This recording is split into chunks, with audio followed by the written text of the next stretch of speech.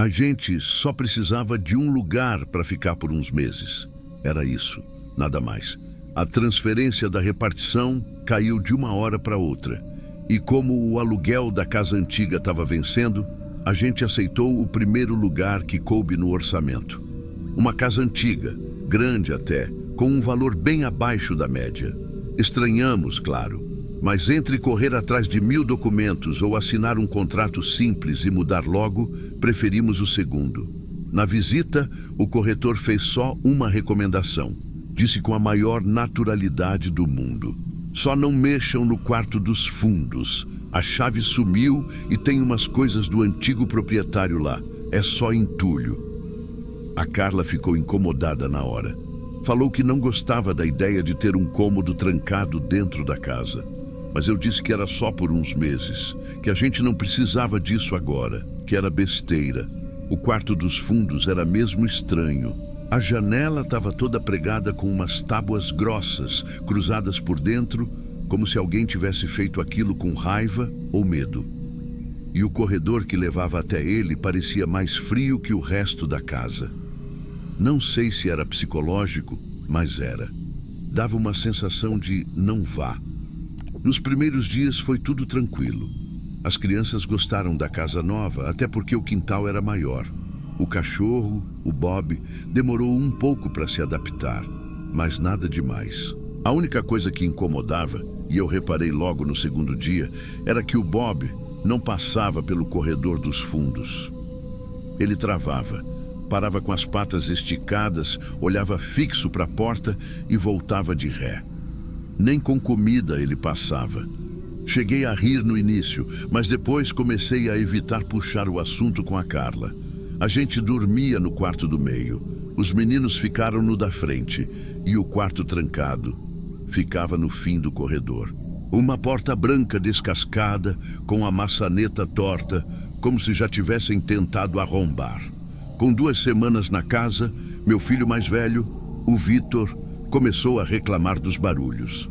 Dizia que ouvia uns passos arrastados vindo lá de dentro. Passos de alguém leve, devagar, como se estivesse descalço e com medo de fazer barulho. Eu disse que era vento, mas não tinha janela ali. A Carla não disse nada, mas à noite ela passou a dormir com o terço embaixo do travesseiro. A mais nova, a Sofia, um dia apareceu no café dizendo que tinha visto um menino sentado no chão perto da porta dos fundos. Eu travei na hora. Perguntei que menino. Ela disse: um menino quieto, estava brincando com alguma coisa, mas ele não me olhou. Falei que era sonho, mas ela nem pareceu preocupada. Falou como se tivesse visto um gato ou uma sombra. Só comentou como criança comenta qualquer coisa. Carla começou a testar. Colocou uns brinquedos velhos no corredor. Uns carrinhos, uns dados de madeira, um ursinho. Ela disse que era só para ver se a Sofia ia inventar alguma coisa com aquilo. Na manhã seguinte, os brinquedos estavam alinhados no chão, formando uma seta. A seta apontava para a porta. Nem a Sofia, nem o Vitor, nem a gente mexeu naquilo. O Bob não passava nem perto. Naquela noite fui até a porta do quarto. A maçaneta estava fria, muito fria. E quando eu tentei girar, senti como se ela girasse de volta, com força. Como se alguém estivesse segurando do outro lado. Eu recuei. Tentei abrir de novo, mas dessa vez estava travada. E continuei em silêncio. Nem comentei com a Carla. No outro dia, procurei o endereço da casa no site do Jornal da Cidade. Usei a aba de acervo, coloquei o nome da rua, o número e a matéria apareceu. Era de 1998. Um pai tinha trancado o filho de 11 anos dentro daquele quarto para purificar a alma dele. A criança morreu lá dentro e o pai se enforcou logo depois. A casa foi lacrada por ordem judicial. Só foi vendida como imóvel comum anos depois. Eu fiquei parado em frente à tela, olhando o nome, a foto da fachada da casa, a mesma que eu estava dormindo, com minha família dentro. A Carla entrou na sala e viu minha cara. Eu só virei o notebook para o lado. Ela leu, colocou a mão na boca e saiu andando. Naquela noite, ela rezou de frente para a porta. em voz baixa, com as duas mãos encostadas na madeira. A Sofia acordou 2 vezes chorando. O Vitor não quis dormir no quarto dele e o Bob ficou uivando até quase 3 da manhã, olhando para a porta, como se visse alguma coisa se mexendo ali atrás. E eu comecei a contar os dias para o contrato acabar. A gente ficou naquela casa por mais 2 semanas depois de descobrir a história. Mas, para falar a verdade, foi tempo demais. A Carla rezava todo dia, de frente para a porta. Não falava mais sobre sair, só rezava. Virou rotina. Colocar as crianças na cama, esperar todos dormirem e ela ficar ali, murmurando orações baixas, com o terço na mão e o olho fixo na maçaneta. Eu tentava dormir, mas acordava com qualquer ruído e comecei a sentir o cheiro. Um cheiro de vela queimada, misturado com mofo, forte, denso. Às vezes vinha do corredor, às vezes parecia sair das paredes. O Bob passou a se esconder debaixo da mesa da cozinha. Passava o dia lá, quieto. A Sofia começou a ter uns sonhos estranhos. Dizia que conversava com o menino do corredor enquanto dormia. Ela falava isso com naturalidade, como se fosse um amigo da escola. Mas o Vitor ficou quieto demais. Ele desenhou o quarto dos fundos num caderno e colocou o nome Porta do Nunca em cima. Eu encontrei isso sem querer e guardei. Nem mostrei para Carla.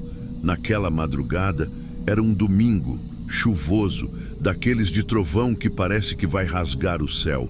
Acordei com o Bob latindo de um jeito que eu nunca tinha ouvido.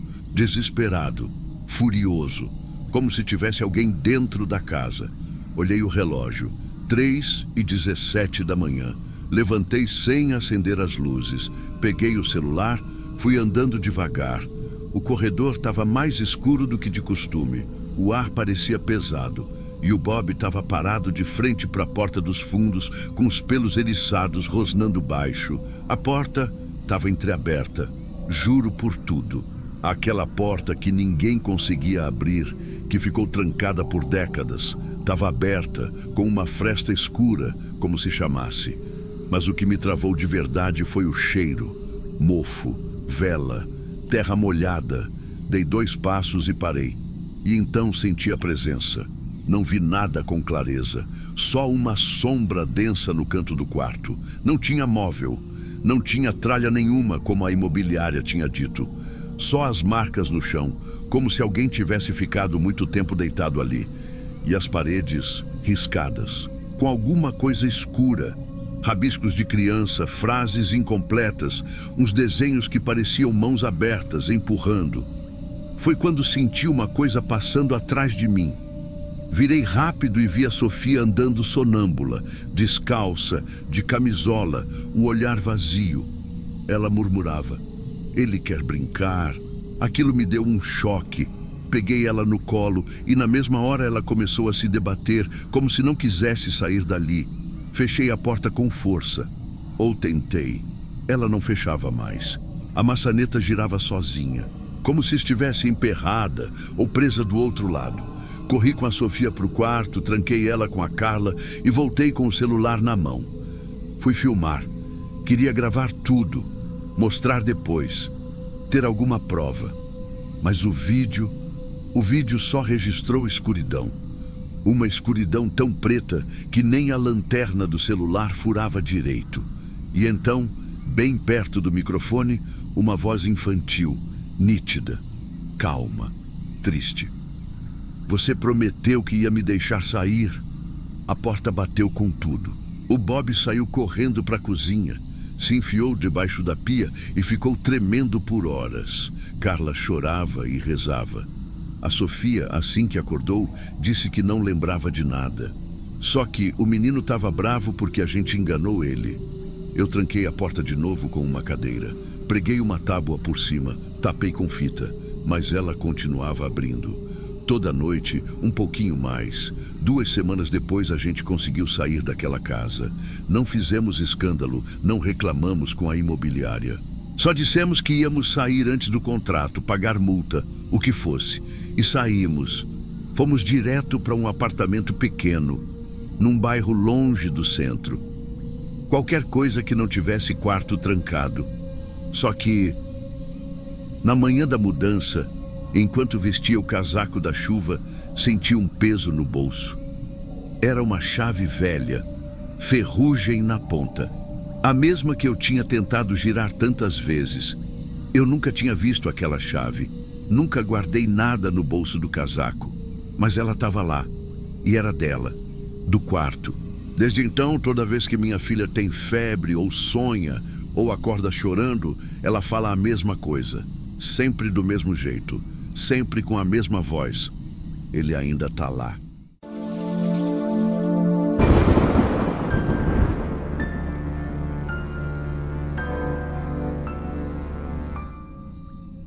A primeira coisa estranha foi o post-it no espelho, escrito com a minha letra, mas eu não tinha colocado ali.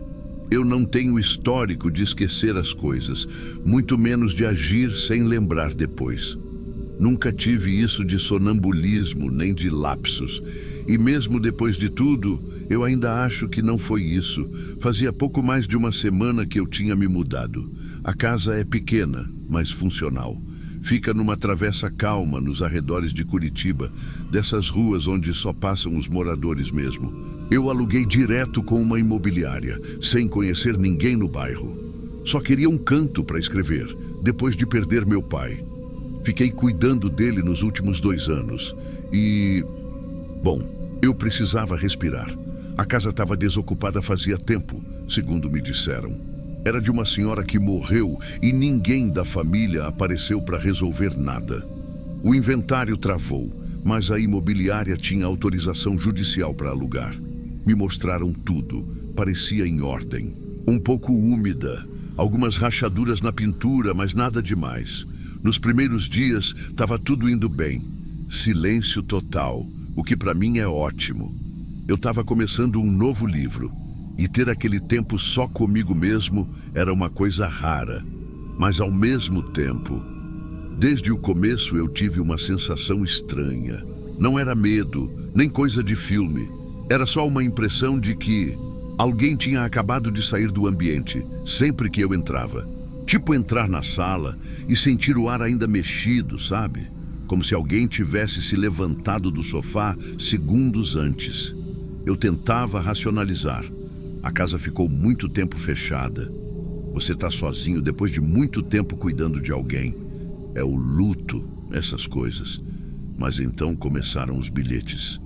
O primeiro estava colado no espelho do banheiro. Eu vi logo depois do banho, quando o vapor baixou. Um papelzinho amarelado escrito com minha letra. Não deixe a porta da lavanderia aberta. Na hora eu ri. Achei que fosse alguma coisa que eu mesmo escrevi e esqueci. Tipo hábito novo para manter a casa em ordem. Mas aí comecei a encontrar outros. Dentro do armário da cozinha, evite o espelho depois das 3 reais. Atrás da gaveta de meias, ela escuta quando você reza. Aí não dava mais para rir. Eu olhava os papéis, a caligrafia era minha, mas o conteúdo não fazia o menor sentido. E o jeito que estavam colocados era como se alguém estivesse brincando comigo, ou me avisando. Comecei a ficar tenso dentro da própria casa. Não dormia direito, pulava com qualquer ruído, deixava as luzes acesas. E mesmo assim, nada de concreto acontecia. Até o dia em que eu fui pegar uma água gelada. Abri a geladeira e ali, entre a bandeja de ovos e a vasilha de legumes, tinha um caderno preto de capa dura, gelado, seco, com uma caneta presa no espiral. Não era meu. Ou melhor, era. Estava cheio de coisas minhas, páginas e mais páginas com a minha letra. Só que eu não lembrava de ter escrito nenhuma delas. Eu li a primeira página ali mesmo de pé. Hoje, ela tentou abrir o armário. Não consegui trancar a tempo. Na segunda, ela fica mais forte quando você duvida dela. Na terceira, não apague a vela até ouvir a terceira batida. Eu fechei o caderno, levei ele para a sala, sentei no sofá com aquilo no colo. Era como se eu tivesse descoberto que tem outro eu morando ali. Um eu que sabia mais do que eu, que já tinha passado por coisas que eu ainda não passei. mas que deixou recados para quando esse eu aqui chegasse. E eu cheguei. Depois daquele dia, eu comecei a desconfiar até dos meus próprios passos. Revi agenda, bloco de notas, celular, fotos antigas, tudo, nada. Nenhuma lembrança daquelas anotações. E cada vez que eu abria o caderno, parecia que ele tinha mais páginas preenchidas. Tinha um mapa da casa desenhado, meio torto, mas com marcações em vermelho, como se alguns cômodos tivessem importância especial. O corredor, onde fica o espelho grande, era o mais marcado. E junto de cada marca, frases como: "Ela fica atrás do reflexo. Não diga seu nome olhando para ela." Era tudo estranho, sim, mas era pessoal demais para ser trote, real demais para ser invenção. Eu já não sabia mais o que vinha da minha cabeça e o que estava vindo de fora. Então eu resolvi seguir o que o caderno pedia. Coloquei uma vela no chão do corredor, bem de frente para o espelho. Gravei tudo com uma câmera que comprei pela internet, dessas simples, mas que grava em loop. Liguei, sentei no sofá e esperei. Mas o sono me venceu. Apaguei antes das 3 da manhã. Quando acordei, a vela tinha virado uma poça de cera. A câmera estava desligada. E o espelho tinha 3 marcas de dedo, como se alguém tivesse pressionado o vidro por dentro. As marcas escorriam, como se estivessem molhadas por dentro do espelho. E o detalhe mais doente, eram digitais pequenas, como de uma criança. Fui conferir o cartão da câmera no notebook. Arquivo corrompido. Tudo em branco, exceto por um vídeo solto, gravado 2 dias antes, que eu juro que nunca vi ali. O vídeo começa com meu rosto, bem de perto, falando direto para a câmera. Eu tô com olheiras fundas, olho fixo, tom sério. Se você tá vendo isso, então eu apaguei a vela cedo demais. Ela vai tentar te convencer de que você tá ficando maluco, mas você não tá. Lembre-se, o caderno sempre aparece onde você mais confia. E quando ela chamar, não responda. Nunca pelo nome. A gravação termina com um barulho seco, tipo de armário batendo. Na mesma noite, às 3h07 da manhã, eu acordei com um som baixo vindo da cozinha. Um sussurro, meio arrastado, como se estivesse saindo de alguém com a garganta fraca. "Rafa, vem aqui um segundo." Não era voz de mulher, nem de criança. Era algo no meio, como se tivesse sido montada só com as sílabas que precisavam para me chamar. Peguei o celular, acendi a lanterna. Fui andando até a cozinha com o coração na boca. O armário estava trancado. Ou devia estar. Quando cheguei, a porta estava entreaberta. Por dentro, como se alguém tivesse aberto dali. E ali, sobre a prateleira, gelado como da primeira vez, estava o caderno, de novo. Mas agora, sem capa, nenhuma marca, nenhuma letra, tudo branco. Eu deixei ali mesmo. Fechei o armário, tranquei, voltei para o quarto. No dia seguinte ele tinha sumido. Faz 2 dias que eu não vejo mais o caderno, nem ouço vozes. Mas o espelho do corredor vive embaçado, mesmo no frio. Mesmo com as janelas fechadas, parece respirar sozinho.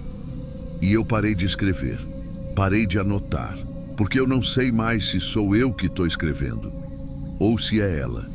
Eu também evito falar meu nome em voz alta, principalmente quando estou sozinho. Porque a verdade é que eu não tenho mais certeza se sou só eu que moro aqui.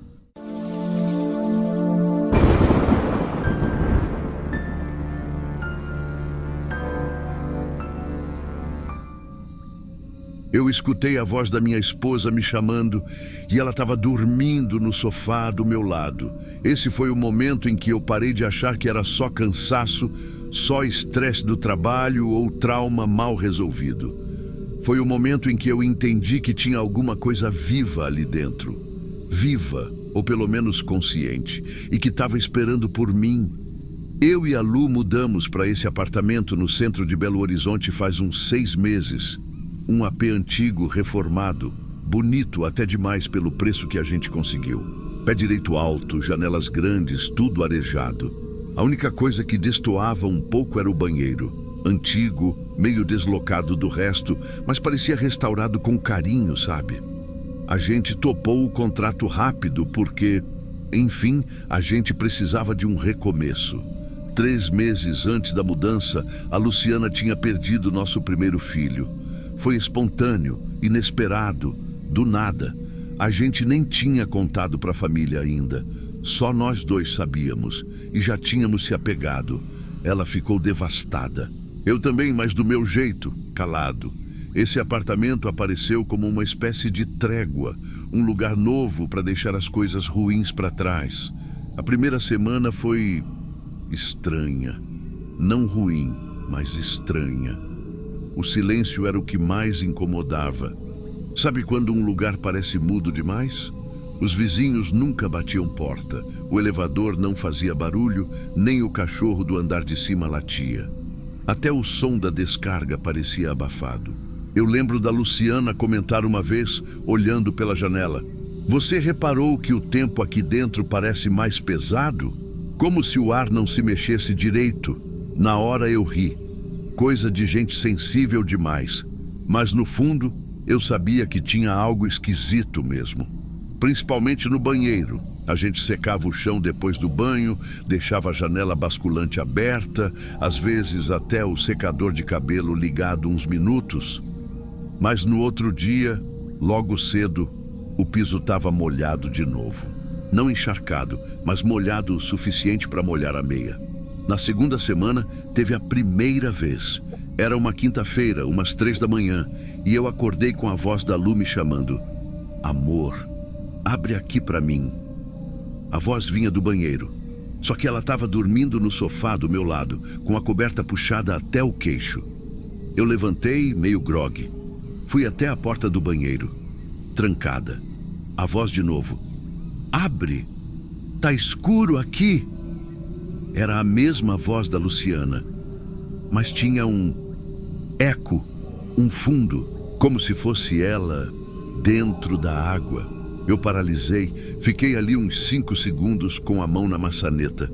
Voltei para a sala, me ajoelhei do lado dela, encostei a mão no rosto. Ela virou de lado, resmungou algo, dormindo profundamente. Voltei para o corredor. E a porta do banheiro estava entreaberta, luz apagada, piso molhado. Depois disso, a Lu começou a mudar. Ficava horas sentada na beira da cama olhando para o chão, ou encostada na janela sem falar nada. Se eu perguntava, ela dizia que era luto atrasado, que estava digerindo aos poucos. Mas à noite, ela falava dormindo. Não era falar alto, era sussurro, repetido. "Eu vou abrir para ele." Eu disse que ia abrir.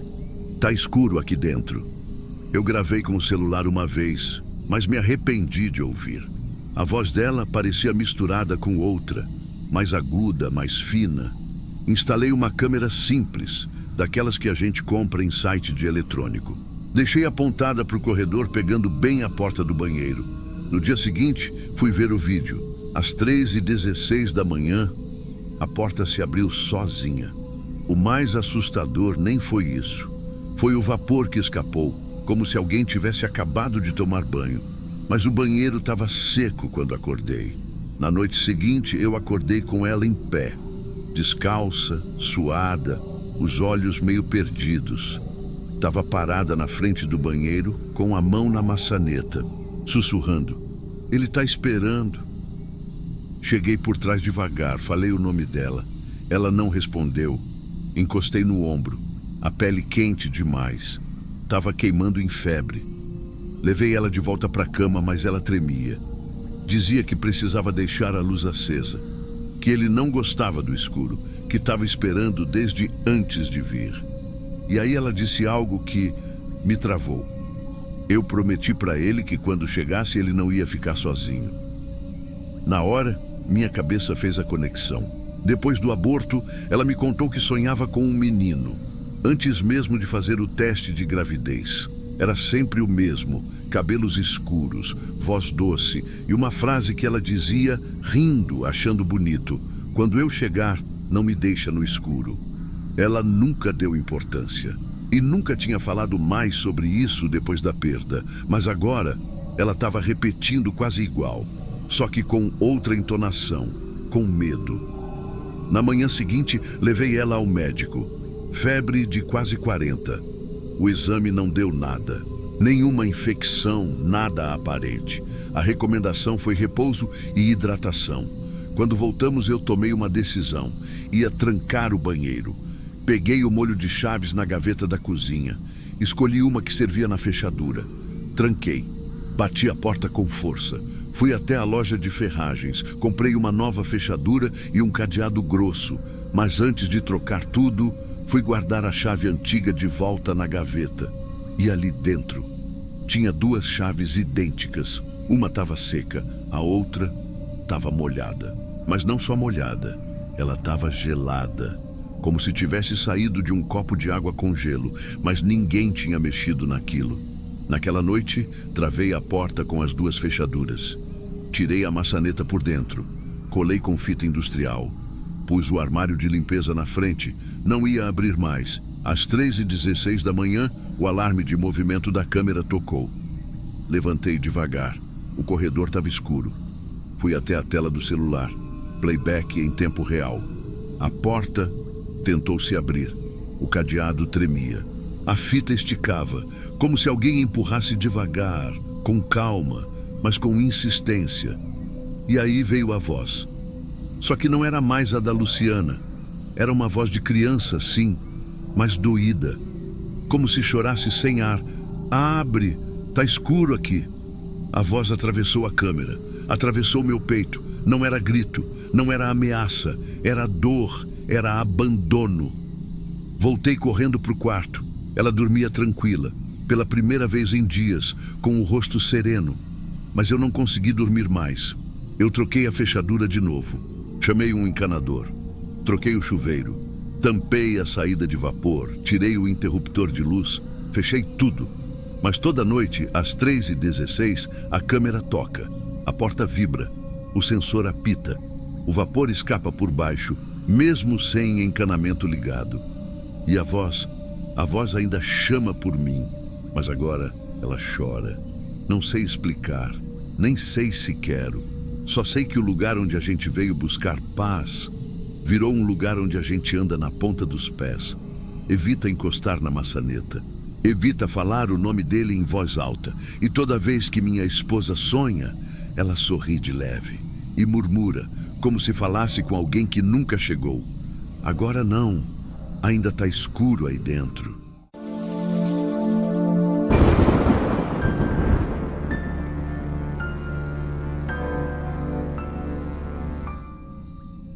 A primeira coisa que me incomodou naquela casa foi a porta, a do quarto dos fundos.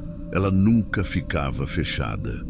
Quando eu aluguei essa casa, minha cabeça estava meio bagunçada, recém-separada, sem filhos, precisando recomeçar. Aquelas frases que a gente diz para não encarar o buraco de verdade. Nova fase, nova casa, vou me redescobrir. No fundo, eu só queria sumir um pouco. Encontrei essa casa meio por acaso. Era no interior de São Paulo, numa rua sem saída, rodeada de árvores, barulho de passarinhos e um cheiro de mato que lembrava infância. Antiga, mas charmosa. 3 quartos, janelas grandes, pé direito alto e o preço bom demais para ignorar. Escolhi o quarto da frente para dormir, outro virou depósito de caixas que eu ainda não tinha coragem de abrir, e o terceiro nos fundos ia ser meu ateliê. Eu pinto nas horas vagas, sabe? Sempre sonhei em ter um canto só meu para isso. O problema é que aquele quarto dos fundos tinha alguma coisa errada. Não uma coisa visível, nada quebrado, nada podre, mas o ar ali era diferente. Um pouco mais pesado, mesmo com a janela aberta. E tinha a porta, sempre ela. No começo, achei que era coisa da casa antiga. Madeira empenada, desnível no chão, corrente de vento.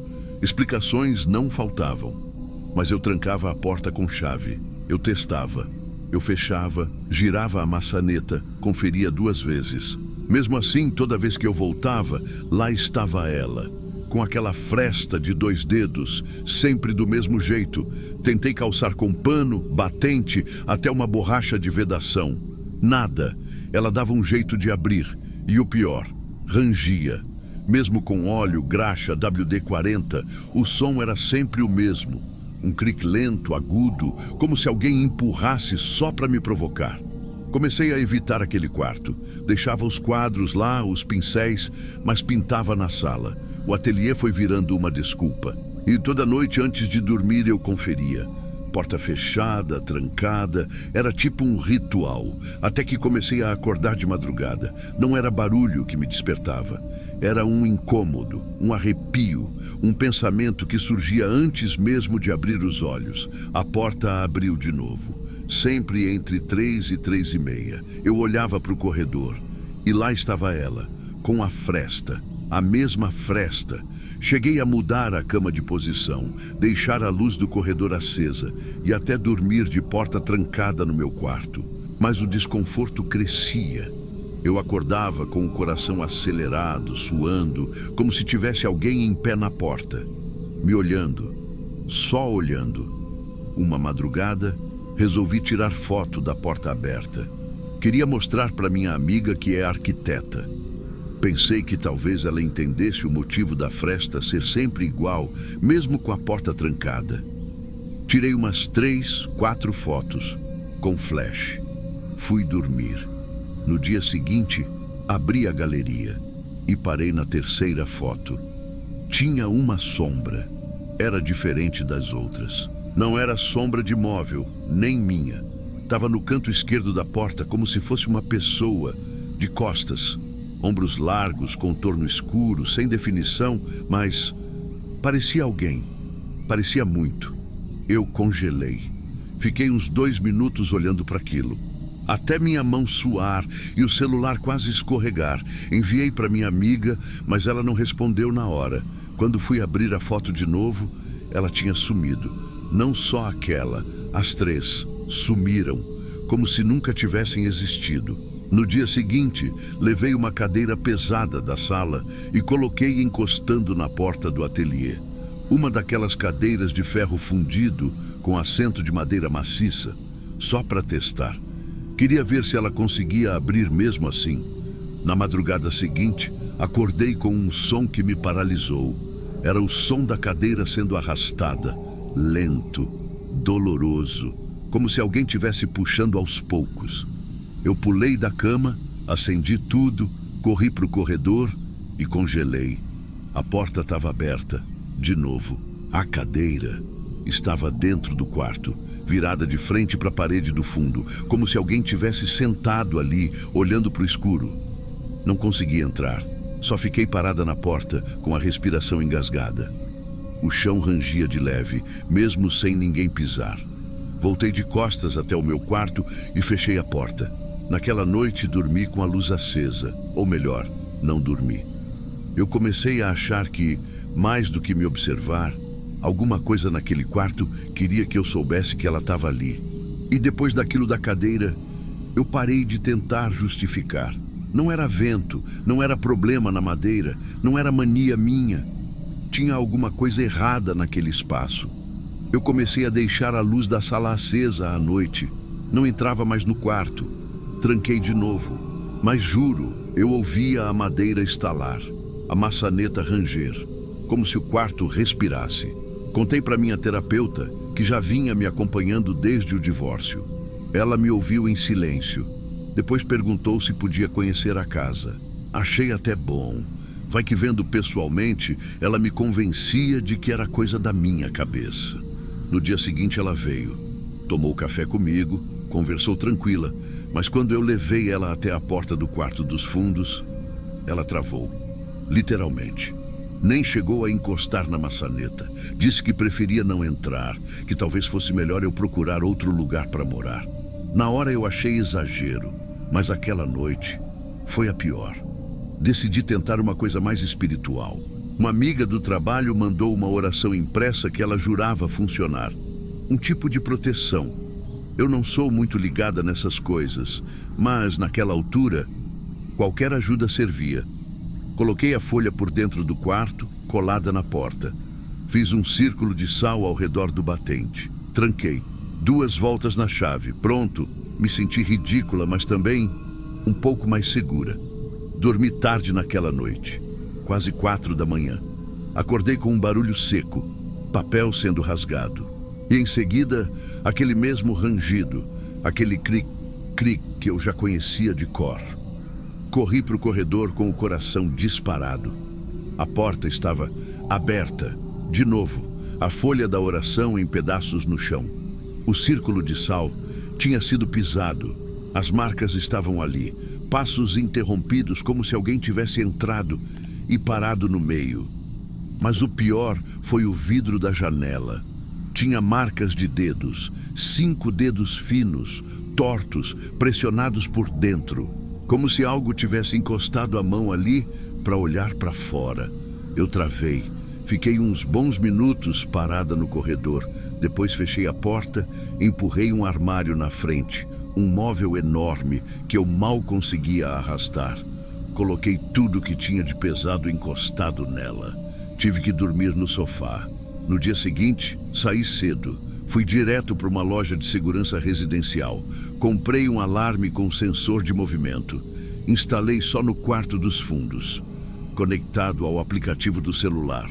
Fui dormir em um hotel barato, a 20 minutos de casa. Só queria uma noite de paz. E finalmente tive. Dormi direto como não dormia há semanas. Acordei já com o sol alto e uma notificação no celular. Movimento detectado. Quarto fundos, 3:22. A mão tremia para abrir o vídeo, mas abri. Não apareceu nada, nenhuma silhueta, nenhuma sombra, só o quarto, escuro. E então, a porta. Ela começou a se mover, sozinha, lenta, milimétrica. Abriu até ficar com a mesma fresta de sempre. E parou. Só isso. Mas aquilo me fez chorar. Sozinha, sentada na cama do hotel. Chorar como eu não chorava desde que meu casamento acabou. Era como se aquela coisa, aquela presença, estivesse me dizendo: não importa onde você durma, esse lugar é seu agora. Faz 3 meses que tranquei o quarto de vez. Empurrei guarda-roupas, estantes, até uma geladeira velha. Bloqueei a porta inteira. Nunca mais entrei lá. Mas toda madrugada, em algum momento entre 3 e 3:30, eu ouço o cric. E o pior não é mais saber que tem algo lá dentro. O pior é perceber que, aos poucos, esse algo começou a andar pela casa. Porque ontem foi a primeira vez que ouvi o som da porta do meu quarto sendo aberta. Faz 3 meses que tranquei o quarto e cobri a porta com armários pesados. Mas ainda ouço o som da madeira rangendo, toda madrugada. E ainda que eu more sozinha, eu juro que tem alguém que nunca saiu de lá. Só que agora, ele também não me deixa sair.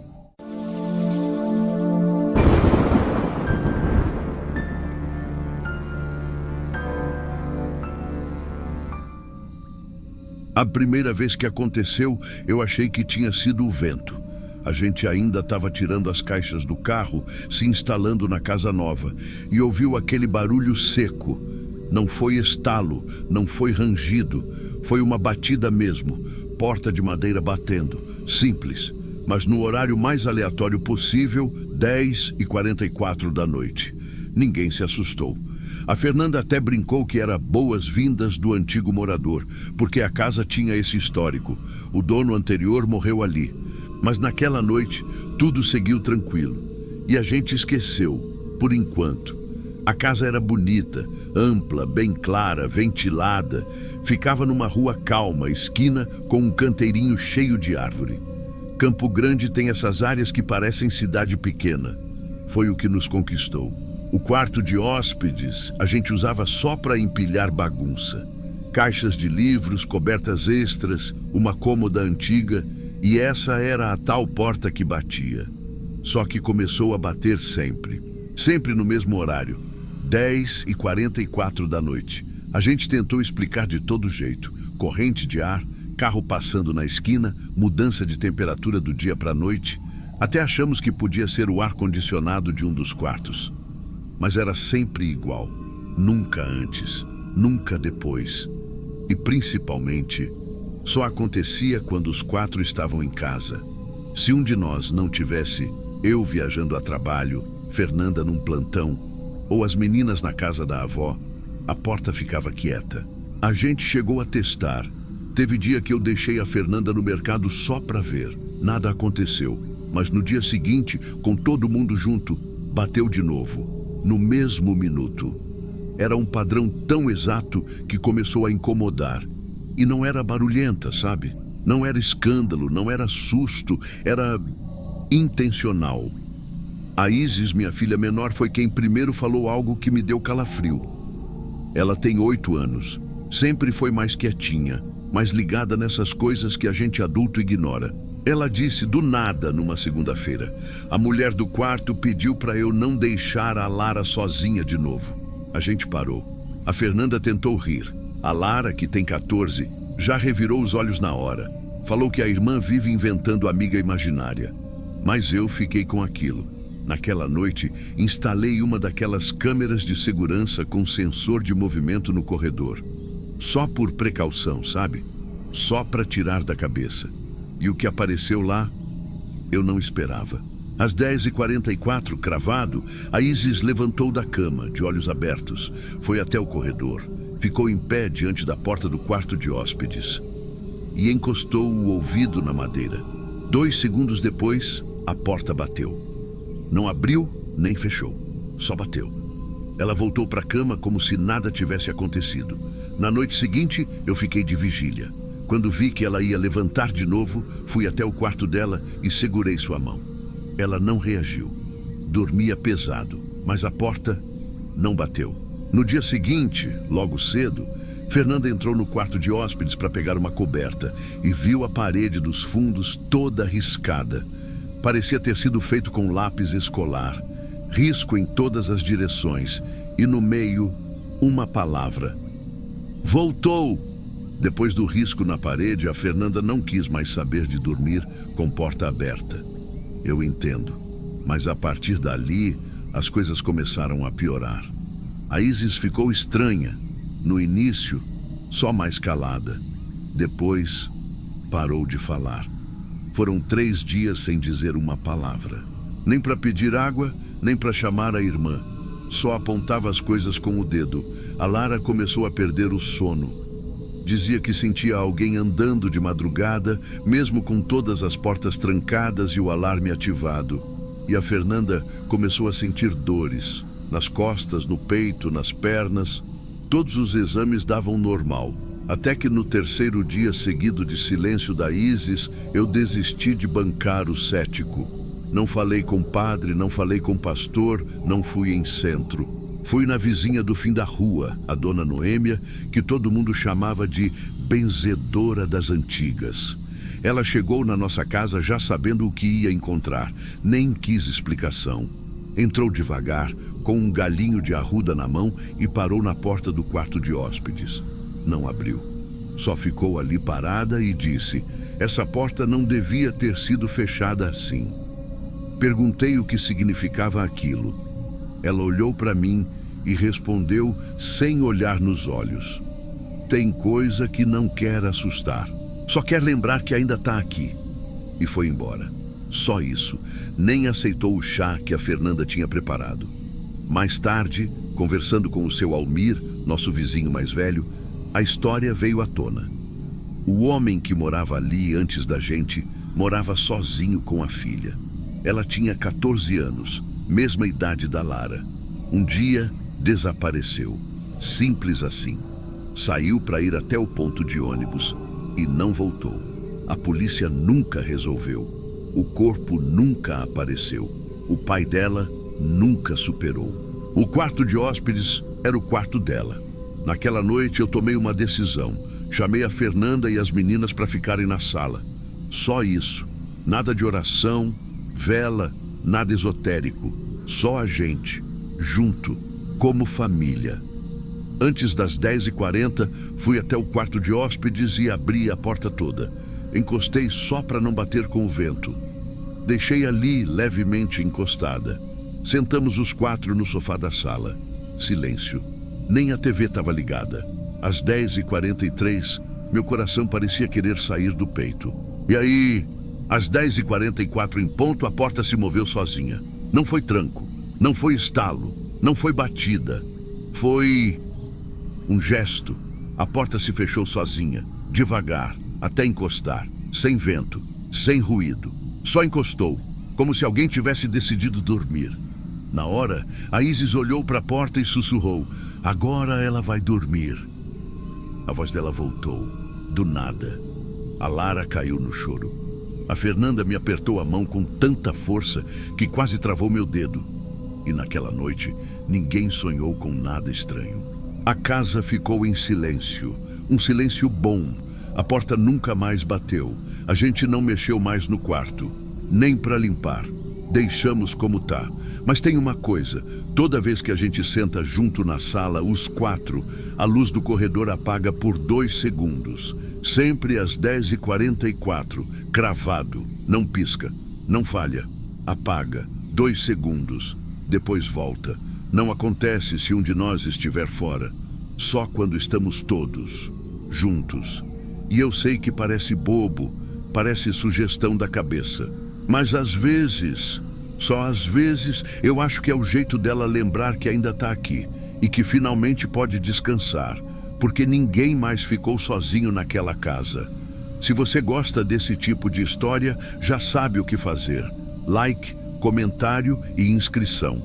Bora crescer esse canal juntos.